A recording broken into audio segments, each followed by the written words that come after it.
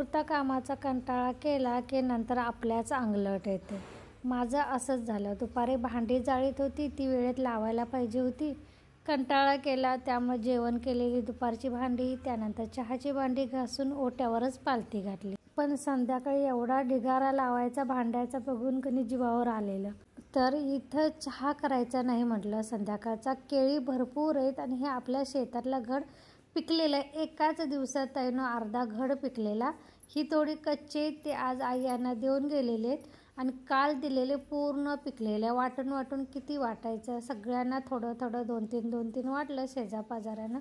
तरी पण हे बघा, एक केळ खाल्लं का नाही पोट भरते, इतकं मोठं केळ आहे. तर म्हटलं हे केळ तसं खायला पोरं बघणत, म्हणून म्हटलं चहाऐवजी केळाचं शिखरणच करून द्यायचं. तोपर्यंत चार्ली पण बघा, आम्ही काय खायला लागलो की नाही ह्याला पाहिजेच.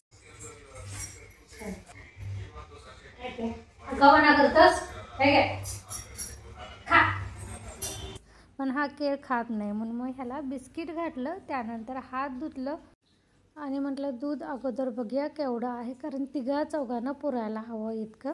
तर वाटी होईल तोपर्यंत इतकं होत होतं. म्हणून ती साय काढली आणि फक्त दूध घेतलं आणि साखर विरघळण्यासाठी पहिल्यांदा दुधामध्ये साखर घालून घेतली.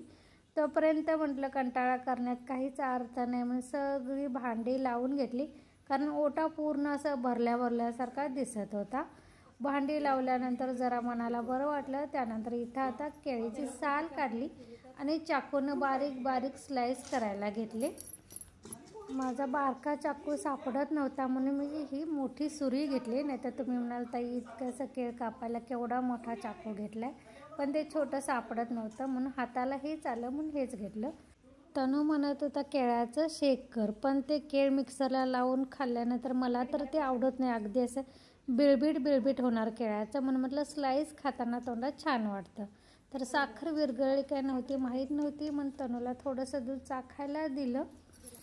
ह्यात अजून वेलची पावडर असते ना, अजून छान खमंग वाटलं असतं, पण माझ्याकडे शिल्लक नव्हती, त्यामुळे तेवढ्यासाठी काय मी करत बसले नाही. बाकी 3 वाटीमध्ये काढलं. हे बघा 3 केळ्यांचं शिखरण आहे काप, तरी पण पूर्ण ते पातेलं भरलं, इतके मोठी केळी होती. तर 3 घेतलं, उरलेलं त्याच्या बाबांसाठी पातेल्यामध्येच ठेवलं. चला तर ताईनं ह्यासोबतच आजचा मिनी व्लॉग मी इथेच बंद करते. पुन्हा भेटू नवीन व्लॉगमध्ये. तोपर्यंत धन्यवाद.